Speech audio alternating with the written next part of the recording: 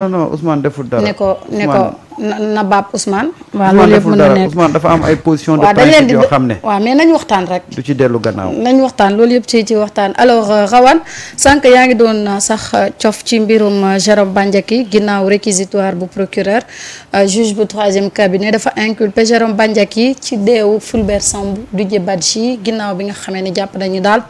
ma nga ca ñu toppee ko séquestration menace de mort ak viol d'un témoin clé alors le cas Fulbert Sambou Didier Badji bokkoon na ci lu gën a traumatiser Sénégalais yi parce que tamit ñaari nit yoo xam ne ci corps bi ñu bokk. ñu xëy ñu ne dañoo disparaître alors que ñooñu jàppoon nañ ni ci nguuru Macky Sall ñu fi nekkoon information bu fuité rek Ousmane jot ci. njort nañ ñi ñaar ñi xaw ma si seen tur yi lañ jàpp ni xëy na peut-être ñoom mën nañu am yenn information yi ba di ko jox Ousmane mais ak lu mu ci mënti doon quand même fi ñu laal dafa métti. te fi ñu dem dafa sori aussi. waaw moom kay c'est terrible. c'est inhumain. waaw c'est terrible déjà et puis li gën a taxoon njaqare am mooy que ni comme ni nga ko rappelé. ñu nekk ci corps yu ne mel nga xamante ni ñoom ñoo censé sax protéger. Le peuple après ñoom ñu mën a disparaître comme ça te ku ne xam na ni armée les corps habillés am nañu une organisation nag waaw c'est très organisé et puis kenn ku ci nekk foo dem fu ne mën nañ la identifier xam ni fii nga nekk et tout ça d'ailleurs mënoo bàyyi si liggéey n'importe comment mënoo dem n'importe où booy dem da nga war a tàggoo am na effectivement hiérarchie bu ñu war a respecter et ainsi de suite donc bu ñu demee ba lu mel nii am fii après ñu bari dañ ci am njàqare dañ ciy am tiitange. beneen affaire mooy dès le départ da ngay sentir ne am na une volonté de bañ yëf yi leer. parce que tey da ngay gis ne nit mën naa faatu toog ay lu yàgg ñu mën a capable identifier ne lii moo ko indil ay jafe-jafe. da ngay gis des fois ñu defal la fouille archéologique fouille. Ouais. Découvrir la benn momie boo xamante ni bañ ko dencee ëpp na 2000 ans maanaam gars yi def ci ay études ba mën la wax ne la kii. nii la dundee dundam nii la ko passé et cetera lii moo ko jotoon boo deful ndànk sax wala boo amoon na gaañu sangam ci yaramam wala ci ay yaxam ak ñoom it seen. wallaay mais nga repêché benn corps. boo xamante ni quelques fan la ñu wax ne moom la def ci ndox mi. nga ñëw ne non mu ñu ko autopsier loolu je pense que volonté manifeste la pour bëggoon tout simplement. wallaay am yoo xamante ni xëy na du leer. léegi nag je pense que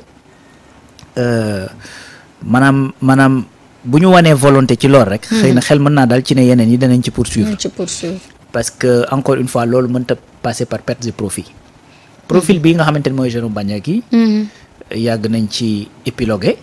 ñu yàgg ko gis ci wetu ki nga xamante ni mooy parce que am na ay photo yoo xamante ni ci sécurité ki di Macky Sall la nekkoon ba ci tey sax ki nga xamante ni moo nekk l'ex premier ministre mu nekkoon ci ay garde du corps am Mimi donc voilà Mimi mu ngi noonu et tout ça mais loolu en soi du problème fi muy nekkee problème mooy yii xew et puis ñu gis proximité boobu muy benn deuxième chose mooy ci yiñ ko doon tudd parce que au-delà de affaire de Fulbert beeg ñoom seen c'est-à-dire Dame Mbodj waaw dafay am ay problème jógee ci télé ñu dab ko agressé ko tiré ay bal ci kiiwam ba mu demee ki mu identifié moom da ko wax et c'était formel bañ na ko ba keroog ba ñu jàppee ba Jérôme dafa demaat réitérer plainte am fële ca dig gis nañ fi sorti Ndeye Khady Ndiaye également muy wax ne jour bi nga xamante ni moom la otoom di am problème ci biir kii bi fii ben effectivement dafa voilà Jérôme la voilà donc que moo leen fekkoon ci station bi ou je sais pas quoi donc koo xamante ni la man jàpp naa ni suñu jotee ci moom mën naa nekk bunt boo xamante ni mën nañ cee jaare pour lu bare leer te lu bari nag ba ci ñenn ñi nga xamante ni xëy na c'est doon nañ njort yu bari ci ñoom. wallaay fii la ñuy xamee ba gars yi voilà ñenn ñi daw ñenn ñi ñu ngi ci biir réew mi et cetera mais les événements de 2021 à 2024 il faudrait tout simplement que état def ci benn taxawaay bu dëgër taxawaay thème boo xamante ni danañ mën a situer les responsabilités mais pas que ñi nga xamante ni dañoo nekk certainement ay exécutants.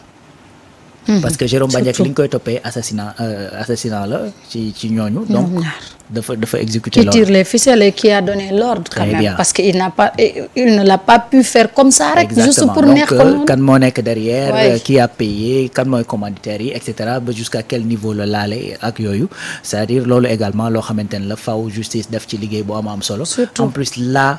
c'est-à-dire man li ci gën a graaw bon pas li ci gën a graaw parce que déjà tous les faits sont très graves mais xoolal liñ ci dolli séquestration. waaw et viol. sur un témoin clé. Donc ce qui loolu bu avéré. ça veut dire que au-delà non mais c'est extrêmement grave. C'est grave. Voilà la psychologie également de nit ki nga xamante ni loolu moom la concerné loolu doy waar la.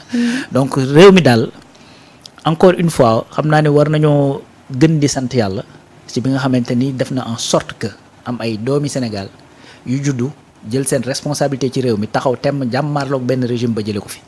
muy effectivement li nga xamante ni mooy Ousmane Sonko ak ñi mu àndaloon ci xeex bi nga xamante ni ñoom la jàmmaarloog ak régime bi fi jógee. ndax de chaque jour nga gis loo xamante ni yow da ngay dar say nopp ne nakate réew mi nii la doon doxee. muy jëm suñu deniers publics muy jëm suñu sécurité mais c'est du gangstérisme mais c'est du gangstérisme. parce que tey booy seetaan yenn film gangster yi. yii rek ngay gis da ngay gis benn parrain boo xamante ne yaakaar ni ñi dañ doon seetaan Netflix am na ay capoom am na ay ñoo xam ne ay sicarios yoo xamante ne ñoom ñoo koy exécuter ay sale besoin ñoom ak ñoom it dafa mel ni rek c'est ce qu'on est en train de voir. dafa mel ni rek dañ doon seetaan Netflix la xool film ay kii Pablo Escobar rek di ko def ci réew. doy na waar mais bon. Vas-y. Non, c'est bon. Jérôme Bandiaky doyen Samba et Fulbert Sambou. Ouais, pour être honnête, moi je vais pas m'enflammer sur ça. Et pourquoi? Mareta, à chaque fois qu'il y a un problème sérieux, on essaie de nous sortir un épisode pour nous calmer ou essayer de nous divertir. Ni ma ko gisee nii. Noonu laa koy gisee ba ma gis li nga xam ne moo ëpp solo ci li ñu war a génne. Oui, Jérôme Bandiaky teg nañ ay chef d'inculpation ci moom. Oui.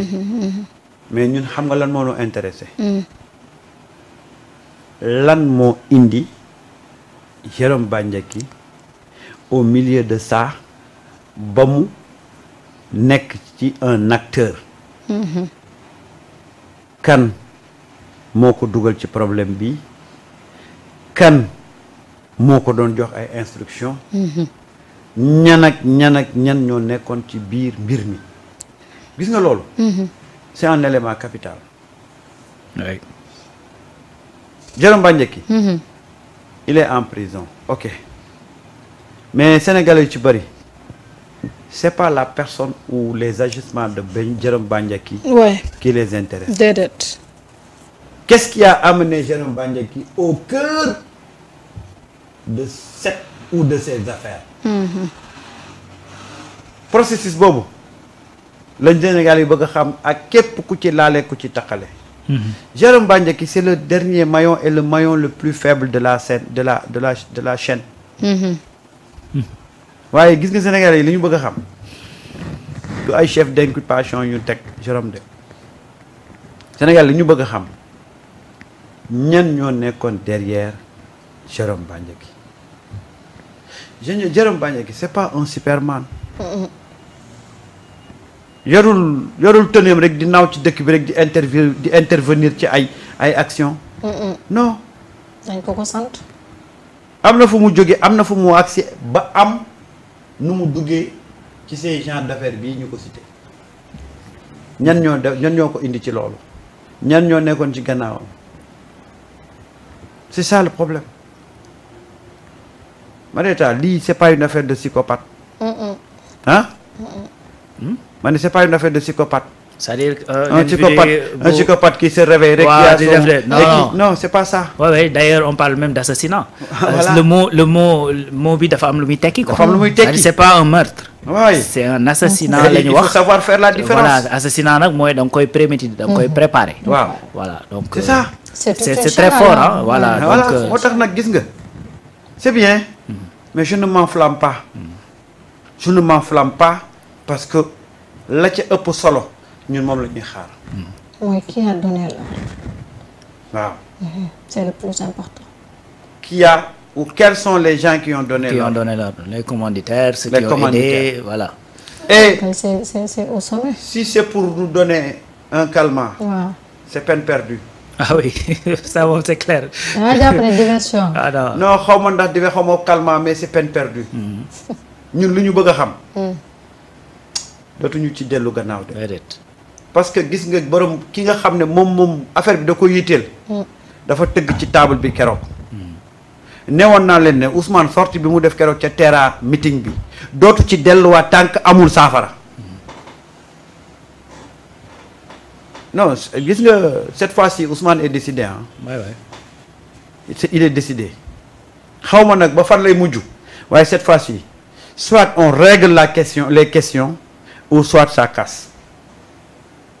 il peut pas continuer à tout le temps poser les mêmes revendications sur la table bu yàggee nag saa yi mi ay nitam ñoo naan ko nag saa yi ñun sonn nañ ci nag.